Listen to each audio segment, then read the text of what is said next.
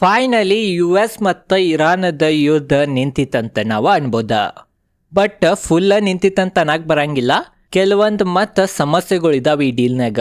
ಅದ ಕಾರಣ ಇವತ್ತಿನ ಈ ವಿಡಿಯೋನಾಗ ಏನಾಗೆ ಡೀಲ್ US ಮತ್ತು ಇರಾನ್ ನಡಕಂತ ಅದ್ರ ಬಗ್ಗೆ ತಿಳ್ಕೊಳ್ಳೋಣ. ಮತ್ತು ಮಾರ್ಕೆಟ್ ಇವತ್ತು ಎದಕ್ಕೆ ಏರಿದು ಅದರಿಂದ ಕಾರಣಗಳು ತಿಳ್ಕೊಳ್ಳೋಣ. ಮತ್ತು ಕ್ರೂಡ್ ಆಯಿಲ್ ಪ್ರೈಸ್ ಇನ್ನೊಂದು ಕುಸಿಬೋದು ಏನೋ ಅಂತ ಎಲ್ಲ ಡೀಟೇಲ್ದಾಗ ಇವತ್ತಿನ ಈ ವಿಡಿಯೋನಾಗ ನಾವು ತಿಳ್ಕೊಳ್ಳೋಣ ನೋಡ್ರಿ. ಅದ ಕಾರಣ ವಿಡಿಯೋನ ಸ್ಕಿಪ್ ಮಾಡಲ್ದ ಫುಲ್ ವಿಡಿಯೋನ ನೋಡ್ರಿ. ನೋಡ್ಬೋದು ನೀವು ಇವತ್ತು ನಮ್ಮ ದೇಶ ಸ್ಟಾಕ್ ಮಾರ್ಕೆಟ್ ಅಲ್ಲಿ ಪರ್ಫಾರ್ಮೆನ್ಸ್ ನೋಡ್ರೆ ನಿಫ್ಟಿ 0.98% ಏರೈತಿ, 23,800 ಮ್ಯಾಕ್ ಕ್ಲೋಸಿಂಗ್ ಕೊಟ್ಟಿತ್ರಿ. ಬ್ಯಾಂಕ್ ನಿಫ್ಟಿನೂ ನೋಡ್ಬೋದು 0.68% ಪಾಸಿಟಿವ್ ಐತಿ, ಮತ್ತು ಸೆನ್ಸೆಕ್ಸ್ 0.97% ಏರೈತಿ. ಅದೇ ತರ ನಾವು ಮಿಡ್ ಕ್ಯಾಪ್ 150 ಇಂಡೆಕ್ಸ್ ಪರ್ಫಾರ್ಮೆನ್ಸ್ ನೋಡ್ರೂ ಮಿಡ್ ಕ್ಯಾಪ್ ಇಂಡೆಕ್ಸ್ ಸಹ 1.47% ಏರೈತಿ ಇವತ್ತ. ಮತ್ತು ಸ್ಮಾಲ್ ಕ್ಯಾಪ್ ಇಂಡೆಕ್ಸ್ ಅನ್ನು ನೋಡ್ಬೋದು ನೀವು 1.25% ಸ್ಮಾಲ್ ಕ್ಯಾಪ್ ಇಂಡೆಕ್ಸ್ ಅನ್ನು ಏರೈತಿ. ಮಿಡ್ ಕ್ಯಾಪ್ ಮತ್ತು ಸ್ಮಾಲ್ ಕ್ಯಾಪ್ ನ ಇವತ್ತು ಒಳ್ಳೆ ರ್ಯಾಲಿ ಅಂತ ನಾವು ಅನ್ಬೋದಾ. ಎರಡು ಇಂಡೆಕ್ಸ್ 1% ಹೆಚ್ಚೇರಿದಾವ್ರಿ. ಲಾರ್ಜ್ ಕ್ಯಾಪ್ ನೀವು ಇಂಡೆಕ್ಸ್ ಇದಾವೆ, ಸೆನ್ಸೆಕ್ಸ್ ಆಗಲಿ ನಿಫ್ಟಿ ಆಗಲಿ, ಅವು 1% ಸಮೀಪ ಇದಾವ. ಬಟ್ ಫುಲ್ 1% ಏರ್ಯಾವಂತ ಅನ್ನಕ ಬರಂಗಿಲ್ಲ. ಯಾಕೆ ಮಾರ್ಕೆಟ್ ಏರಿದಾವ ಅದರಿಂದ ಕಾರಣಗಳು ನೋಡ್ರೆ, ಒಂದೇದು ಮೇನ್ ಕಾರಣ US ಮತ್ತು ಇರಾನದ ಏನು ಯುದ್ಧ ನಡೆದಿತ್ತು ಅದು ಫೈನಲಿ ನಿಂತಿತ್ತಂತ ನಾವು ಅನ್ಬೋದ.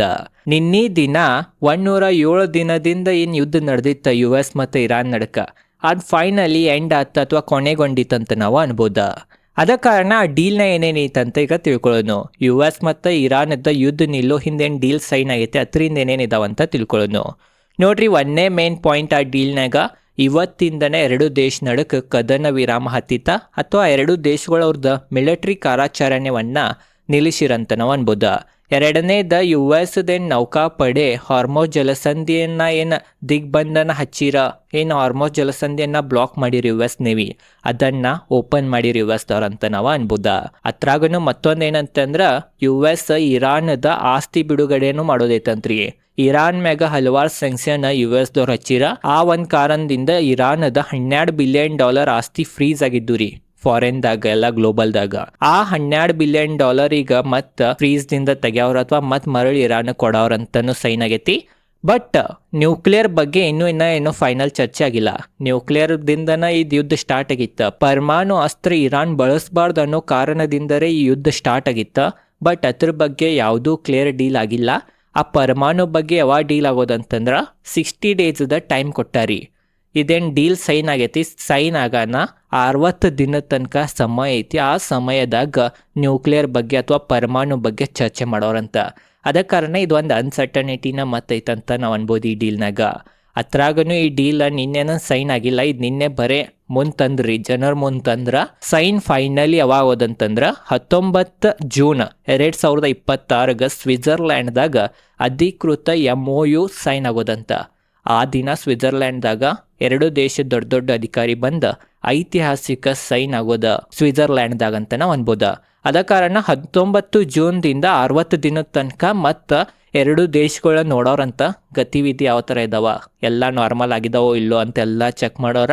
ಮತ್ತು ಅದ 60 ದಿನದ ವಿಂಡೋದಾಗನ ನ್ಯೂಕ್ಲಿಯರ್ ಬಗ್ಗೆ ಅಥವಾ ಇನ್ರಿಚ್ ಯುರೇನಿಯಂ ಏನೈತಿ ಅದನ್ನು ಹ್ಯಾಂಡ್ ಓವರ್ ಮಾಡ್ಬೇಕು. ಅದೆಲ್ಲ ಒಂದು ವಿಂಡೋನಾಗ 60 ದಿನದ ವಿಂಡೋನಾಗ ಮಾತಾಡೋರ. ಅದ ಕಾರಣ ಇನ್ನ ಕೆಲವೊಂದು ಅನ್ಸರ್ಟನಿಟಿ ಇದಾವ. ಬಟ್ ಮೇನ್ ಏನಂತಂದ್ರೆ ಇದ ಒಂದು ಸುದ್ದಿದಿಂದ ಕ್ರೂಡ್ ಆಯಿಲ್ ಬೆಲೆ ಭಾಳ ಕುಸಿತ ನೋಡ್ಬೋದ. Crude oil WTI crude oil $80 ಬಂತ್ರಿ. ಬ್ರೆಂಟ್ ಕ್ರೂಡ್ ಆಯಿಲ್ $83 ಪ್ರತಿ ಬ್ಯಾರೆಲ್ಗೆ ಬಂತ. ಆಲ್ರೆಡಿ ವಿಡಿಯೋನಾಗ ನಾ ಹೇಳಿದ್ನಿ $82 to $80 ಏನ್ರೆ ಕ್ರೂಡ್ ಆಯಿಲ್ ಬಂದ್ರೆ ಭಾರತಗ ಒಳ್ಳೇದ, ಭಾಳ ಒಳ್ಳೇದನ್ನಾಗಿ ಬರಂಗಿಲ್ಲ. ಬಟ್ ಒಳ್ಳೇದ ಅಂತ ನಾವು ಅನ್ಬೋದ. ಅದರದನ್ನ ಪರಿಣಾಮ ಇವತ್ತ ಮಾರುಕಟ್ಟೆ ಮೆಕಾನಿತ, ಅದ ಕಾರಣನೂ ಮಾರುಕಟ್ಟೆ ಏರಿತಂತ ನಾವು ಅನ್ಬೋದ. ಮತ್ತೊಂದು ಏನಂತಂದ್ರ ಈ ಒಂದು ಸುದ್ದಿದಿಂದ ಇನ್ನ ಕ್ರೂಡ್ ಆಯಿಲ್ ಕುಸಿಬಹುದು ಅಂತನೂ ಎಕ್ಸ್ಪರ್ಟ್ಗಳು ಅನ್ನತಾರ. ಅದ ಕಾರಣ ಎದಕ್ಕೆ ಕುಸಿಬಹುದು, ಅದರಿಂದ ಏನು ಕಾರಣಗಳು ಇರ್ಬೋದು ಅಂತ ಅದ್ರ ಬಗ್ಗೆನೂ ಈಗ ತಿಳ್ಕೊಳ್ಳೋಣ ನೋಡ್ರಿ. ಕ್ರೂಡ್ ಆಯಿಲ್ ಮೊದಲೇನಿತ್ತ ಯುದ್ಧ ಸ್ಟಾರ್ಟ್ ಆಗೋಕ್ಕಿಂತ ಮೊದಲ $70 ಸಮೀಪದ ಟ್ರೇಡ್ ಮಾಡ್ತಿತ್ತ ಪ್ರತಿ ಬ್ಯಾರೆಲ್ಲ. ಈಗ ಅದರದನ್ನು ಕೆಳಗ ಕ್ರೂಡ್ ಆಯಿಲ್ ಬೆಲೆ ಹೋಗ್ಬೋದ ಈ ಒಂದು ಯುದ್ಧ ನಿಲ್ಲಾನ ಅಂತ ಎಕ್ಸ್ಪರ್ಟ್ಗಳು ಅನ್ನತಾರ. ಅದರಿಂದ ಏನು ಕಾರಣಗಳಿದಾವಂತ ಈಗ 1 by 1 ತಿಳ್ಕೊಳ್ಳೋಣ. ಒಂದೇ ಮೇನ್ ಕಾರಣ ಹಾರ್ಮೋಸ್ ಜಲಸಂಧಿ ಓಪನ್ ಆಗೋದೈತಿ. ಹಾರ್ಮೋಸ್ ಜಲಸಂಧಿ ಏನು ಕ್ಲೋಸ್ ಆಗಿತ್ತ ಅದನ್ನ ಈಗ ಫೈನಲಿ ಎರಡು ದೇಶಗಳ ತೆಗ್ಯಾವ್ರ. ಮತ್ತು ಇರಾನ್ ಹಾರ್ಮೋಸ್ ಜಲಸಂಧಿ ಕಡೆ ಟೋಲ್ ಹಚ್ಚಿ ಹಣವನ್ನು ಕಲೆಕ್ಟ್ ಮಾಡೋದು ಪ್ಲ್ಯಾನ್ ಮಾಡತೈತೆ, ಅದಿದನ್ನತಿರ್ಲಾರಿ. ಅದು ಎಲ್ಲ ಈಗ ಆಗಂಗಿಲ್ಲ. ಅದ ಕಾರಣ ಈ ಒಂದು ಕಾರಣದಿಂದ ಕ್ರೂಡ್ ಆಯಿಲ್ ಕುಸಿಬೋದ.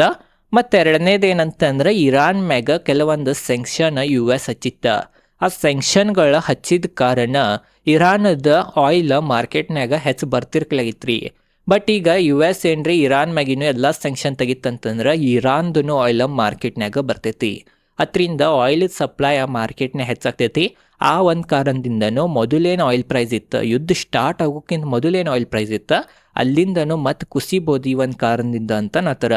ಮತ್ತು ಮೂರನೇ ಪಾಯಿಂಟ್, UAE ಏನು ಒಪೆಕ್ನಾಗ ಏನು ಎಕ್ಸಿಟ್ ತೊಗೊಂಡೈತ್ಲ ರೀ, ಆ ಒಂದು ಕಾರಣದಿಂದನೂ ಕ್ರೂಡ್ ಆಯಿಲ್ ಬೆಲೆ ಇನ್ನೂ ಕುಸಿಬೋದು ಅಂತ ಎಕ್ಸ್ಪರ್ಟ್ಗಳು ಅನ್ನತ್ತಾರ.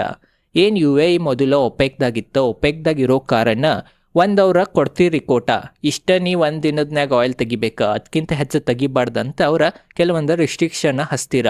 ಬಟ್ ಈಗ UAE ಒಪೆಕ್ದಾಗಿಂದ ಹೊರಗೆ ಬಂದೈತಿ. ಹೊರಗೆ ಎದಕ್ಕೆ ಬಂತಂತ ಆಲ್ರೆಡಿ ವಿಡಿಯೋ ಮಾಡಿದ್ನಿನ್ನ, ಯಾರು ನನ್ನ ಡೈಲಿ ಸಬ್ಸ್ಕ್ರೈಬರ್ ಇದ್ದೀರಿ ಅವ್ರಿಗೆ ಗೊತ್ತಿರ್ಬೋದ. ಆದ್ರೂ ಇನ್ನೊಂದ್ಸಲ ಹೇಳ್ತೇನೆ ತಿಳ್ಕೊರಿ. ಒಪೆಕ್ ಅಂತ ಒಂದು ಆಯಿಲ್ ದೇಶಗಳದ್ದು ಒಂದು ಸಂಘಟನೆ. ಆ ಸಂಘಟನೆದಾಗ ಎಲ್ಲ ದೇಶಗಳ್ಗೆ ಅಷ್ಟಷ್ಟು ಆಯಿಲ್ ತೆಗಿಬೇಕಾ, ಭಾಳ ಏನ್ರಿ ತೆಗೆದ್ರಿ ಅಂತಂದ್ರೆ ಆಯಿಲ್ ಬೆಲೆ ಕುಸಿಬೋದು ಮಾರ್ಕೆಟ್ದಾಗ, ಅದ ಕಾರಣ ಅಷ್ಟಷ್ಟು ತೆಗೀರಿ ಅಂತ ಹಿಂಗೆಲ್ಲಕ್ಕೂ ಒಂದು ಸಂಘಟನೆ ಮಾಡಿರ. ಅದ್ರಿಂದ ದುಬೈ ಹೊರಗೆ ಬಂತ್ರಿ, UAE ಹೊರಗೆ ಬಂತ. ಅದರಿಂದ ಮೇನ್ ಕಾರಣ ಏನಂತಂದ್ರೆ ಇರಾನ್ ದುಬೈ ಮೇಲೆ ಡ್ರೋನ್ ದಾಳಿ ಮಾಡಿತ್ತು, ಎಲ್ಲ ಮಾಡಿದ್ರೂ ಯಾವ ಅರಬ್ ಕಂಟ್ರಿಗಳ ಅದಕ್ಕೆ ಉಳ್ಸಾಕನ ಬರಲಿಲ್ಲ, ಸಹಾಯಕನ ಬರಲಿಲ್ಲ. ಅದ ಕಾರಣ ಅವ್ರೇನಂದ್ರೆ ಅಂದ್ರೆ ದುಬೈದವ್ರ ನಿಮ್ದು ನಾವು ಮಾತ್ಯಾಕೆ ಕೇಳೋನು, ನೀವು ಉಳ್ಸಾಕು ಬರಂಗಿಲ್ಲ, ಏನೂ ಬರಂಗಿಲ್ಲ, ಅದ ಕಾರಣ ನಾನು ನಿಮ್ಮ ಸಂಘಟನೆನಾಗ ಇರಂಗಿಲ್ಲ. ನನ್ನ ಕಡೆ ಎಷ್ಟು ಕೆಪಾಸಿಟಿ ಇಟ್ಟು ಒಂದು ದಿನದನೇ ಆಯಿಲ್ ತೆಗಿಯೋದು ಅಷ್ಟೆಲ್ಲ ಕೆಪಾಸಿಟಿದು ಆಯಿಲ್ ತೆಗೆದು ನಾ ಸೆಲ್ ಮಾಡಾವಂತ ಒಪೆಕ್ದಾಗಿಂದ ಎಕ್ಸಿಟ್ ತೊಗೊಂಡೈತ್ರಿ. ಅದ ಕಾರಣ ಈಗ ದುಬೈ ಮೊದಲೆಷ್ಟು ಆಯಿಲ್ ಸಪ್ಲೈ ಮಾಡ್ತಿತ್ತು ಎಲ್ಲ ಜಗತ್ತಿಗೆ ಅಥವಾ ಮಾರ್ಕೆಟ್ನಾಗ, ಅದಕ್ಕಿಂತನೂ ಹೆಚ್ಚೀಗ ಮಾಡೋದ್ರಿ. ಕ್ರೂಡ್ ಆಯಿಲ್ ಬೆಲೆ ಮೊದ್ಲಿನ್ಕಿಂತನೂ ಮತ್ತೆ ಕಡಿಮೆ ಆಗ್ಬೋದಂತ ಎಕ್ಸ್ಪರ್ಟ್ಗಳು ಅನ್ನತ್ತಾರ. ಅದ ಕಾರಣ ಇದು ಒಂದು ಒಳ್ಳೇದನ್ನ ಅಂತ ನಾವು ಅನ್ಬೋದ ಭಾರತಗ. ಮತ್ತೊಂದನ್ನು ಏನಂತಂದ್ರೆ ವೆನೆಜುಲಾದ ಆಯಿಲ್. ವೆನೆಜುಲಾ ಕಡೆ ಭಾಳ ಆಯಿಲ್ ಇದೆ, ರಿಸರ್ವ್ ಇದಾವ. ಆದ್ರೂ ಸಹ ಅಲ್ಲಿ ಆಯಿಲ್ ಭಾಳ ದಪ್ಪ ಇರೋ ಕಾರಣ ಅಥವಾ ಭಾಳ ಗಟ್ಟಿ ಇರೋ ಕಾರಣ ವೆನೆಜುಲಾದು ಏನು ಮಷಿನ್ಗಳು ಇದಾವೆ ಅದನ್ನು ರಿಫೈನ್ ಮಾಡೋಕೆ ಆಗ್ತಿರ್ಕಿಲ್ಲಾಗಿತ್ತು. ಬಟ್ ಈಗೇನು ವೆನೆಜುಲಾ ಮ್ಯಾಗೂ US ಅಟ್ಯಾಕ್ ಮಾಡಿ ಅದು ಕಬ್ಜಾ ಮಾಡ್ಕೊಂಡೈತಿ. ಅದರಿಂದ USದು ದೊಡ್ಡ ದೊಡ್ಡ ಕಂಪ್ನಿಗಳು ವೆನೆಜುಲಾಗ ಹೋಗಿ ಅವರು ಪ್ಲಾಂಟ್ಗಳನ್ನು ನಿರ್ಮಿಸಿದಾರ. ಅದ ಕಾರಣ ಮಾರ್ಕೆಟ್ದಾಗ ಇಷ್ಟು ದಿನ ವೆನೆಜುಲಾದ ಆಯಿಲ್ ಹೆಚ್ಚು ಬರ್ತಿರ್ಕಲೈತೆ. ಬಟ್ US ಕಂಪ್ನಿಗಳನ್ನು ವೆನೆಜುಲಾನಾಗ ಕೆಲಸ ಮಾಡೋದ್ರಿಂದ ವೆನೆಜುಲಾದು ಆಯಿಲ್ ಮಾರ್ಕೆಟ್ದಾಗ ಭಾಳ ಒಮ್ಮೆ ಬರ್ತೈತ್ರಿ. ಆ ಒಂದು ಕಾರಣದಿಂದನೂ ಆಯಿಲ್ ಪ್ರೈಸ್ ಮೊದ್ಲಿನ್ಕಿಂತನೂ ಕುಸಿಬೋದ, ಮೊದಲು ಎಷ್ಟಿತ್ತು ಅದಕ್ಕಿಂತನೂ ಹೆಚ್ಚು ಕುಸಿಬೋದಂತ ಎಕ್ಸ್ಪರ್ಟ್ಗಳು ಅನುಮಾನ ಹಚ್ಚಿದಾರ. ಬಟ್ ಇದೆಲ್ಲ ಒಮ್ಮೆ ಸಡನ್ಲಿ ಕುಸಂಗಿಲ್ಲ, ಸ್ವಲ್ಪ ಸಮಯವನ್ನು ತಗೋತೈತಿ, ಅದು ನಿಮಗೆ ಗುರ್ತಿರ್ಬೇಕಾ. ಮತ್ತೊಂದು ಎಲ್ಲಕ್ಕಿಂತ ಈಗ ಶಾರ್ಟ್ ಟರ್ಮ್ನಾಗ ನೆಗೆಟಿವ್ ಪಾಯಿಂಟ್ ಏನಂತಂದ್ರೆ ಆಯಿಲ್ ಪ್ರೈಸ್ಗಳಿಗೆ ಕುಸದಾವಲ್ಲ ರೀ, ಇಲ್ಲಿಂದ ಮತ್ತೊಂದಿಷ್ಟು ಒಮ್ಮೆ ಕುಸಿಯೋದ ಭಾಳ ಕಠಿಣ. ಎದಕ್ಕೆ ಭಾಳ ಕಠಿಣ ಅನ್ನಕ ಮೇನ್ ಕಾರಣ ಏನಂತಂದ್ರೆ ಬೇರೆ ಬೇರೆ ದೇಶದ್ದು ಆಯಿಲ್ ರಿಸರ್ವ್ಗಳ. ಈಗೇನು ಆಯಿಲ್ ಶಾರ್ಟೇಜ್ ಮಾರ್ಕೆಟ್ದಾಗಿತ್ತ, US ಮತ್ತು ಇರಾನದ ಯುದ್ಧದಿಂದ ಆಯಿಲ್ ಶಾರ್ಟೇಜ್ ಮಾರ್ಕೆಟ್ದಾಗಿತ್ತ. ಆ ಶಾರ್ಟೇಜ್ದಿಂದ ಚೀನಾ ಆಗಲಿ ಜಪಾನ್ ಆಗಲಿ ದೊಡ್ಡ ದೊಡ್ಡ ದೇಶಗಳು ಅವ್ರದ್ದೇನು ಆಯಿಲದ್ದು ರಿಸರ್ವ್ ಇರ್ತಾವ, ಆ ರಿಸರ್ವನ್ನು ಬಳಸಿ ಅವ್ರ ದೇಶನಾಗ ಆಯಿಲ್ದ ಸಪ್ಲೈಯನ್ನು ಕಂಟಿನ್ಯೂ ಇಟ್ಟಿರ. ಅದ ಕಾರಣ ಈಗ ಸದ್ಯ ಅದಕ್ಕೆ ಕುಸಂಗಿಲ್ಲ ಗ್ಲೋಬಲ್ ಮಾರ್ಕೆಟ್ದಾಗ ಕ್ರೂಡ್ ಆಯಿಲ್ ಬೆಲೆ ಅನ್ನಕ್ಕೆ ಮೇನ್ ಕಾರಣ ಏನಂತಂದ್ರೆ ಅದೇನು ರಿಸರ್ವ್ ಖಾಲಿ ಆಗಿದ್ದು ಈಗ ರಿಸರ್ವನ್ನು ತುಂಬವ್ರಿ ಅವ್ರ ದೇಶಗಳ. ಅದ ಕಾರಣ ಸದ್ಯ ಒಮ್ಮೆ ಇಮಿಡಿಯೇಟ್ ಆಯಿಲ್ನಾಗ ಕ್ರ್ಯಾಶ್ ಅಥವಾ ಕುಸಿತ ಕಂಡು ಬರಂಗಿಲ್ಲ ಅಂತನೂ ಎಕ್ಸ್ಪರ್ಟ್ಗಳು ಅನ್ನತ್ತಾರ. ಅದ ಕಾರಣ ಈ ಪಾಯಿಂಟ್ ಬಗ್ಗೆನೂ ನಿಮಗೆ ಗುರ್ತಿರ್ಬೇಕಾ. ಬಟ್ ಓವರ್ ಆಲ್ ಮೇನ್ ಏನಂತಂದ್ರೆ ಏನು ಜಗತ್ತಿಗೆ ಅಥವಾ ಎಲ್ಲ ಎಕನಾಮಿಗೆ ಆರ್ಥಿಕತೆಗೆ ಏನು ದೊಡ್ಡ ಸಮಸ್ಯೆ ಆಗಿತ್ತು US ಮತ್ತು ಇರಾನದ ಯುದ್ಧ, ಅದು ಫೈನಲಿ ನಿಂತಿತ್ತ ಅಂತ ನಾವು ಅನ್ಬೋದ.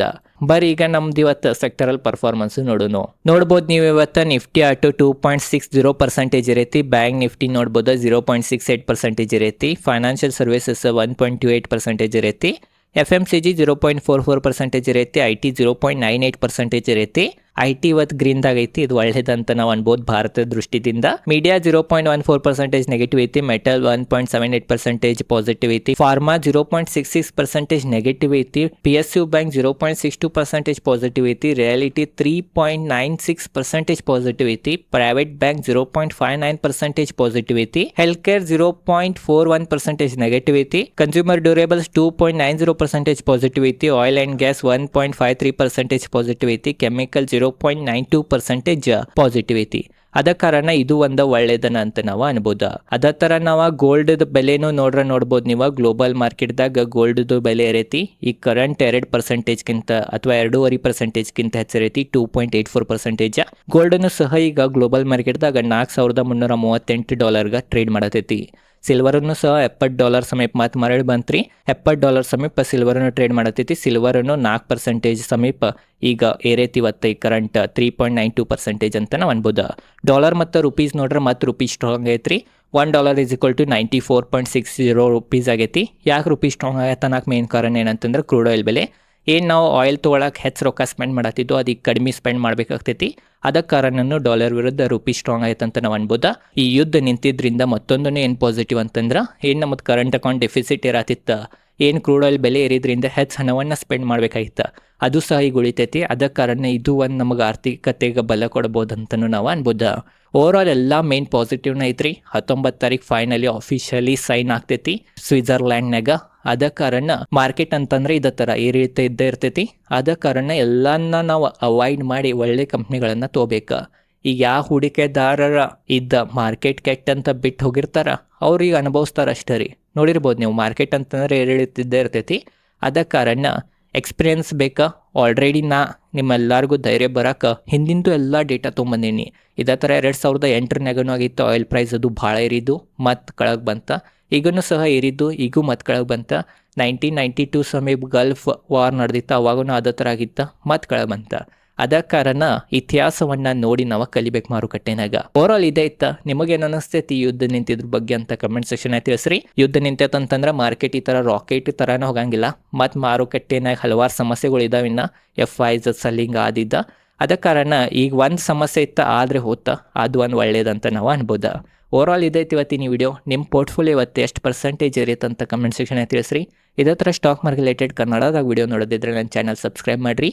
ಮತ್ತು ನನ್ನ ಚಾನಲ್ ಮ್ಯಾಗ ಸರಿಯಾದ ವಿಧಾನದಾಗ SIP ಯಾವ ಥರ ಮಾಡ್ಬೋದಾ, ಯಾವ ಥರ ನಾವು ಡಿವಿಡೆಂಡ್ ಸ್ಟಾಕ್ನಾಗ ಹೂಡಿಕೆ ಮಾಡ್ಬೋದು, ಅದರಲ್ಲಿ ಯಾವ ಥರ ಲಾಭ ಆಗ್ತೈತಿ ಅಂತೆಲ್ಲ ಡೀಟೇಲ್ದಾಗ ನಾನು ವಿಡಿಯೋ ಮಾಡೀನಿ.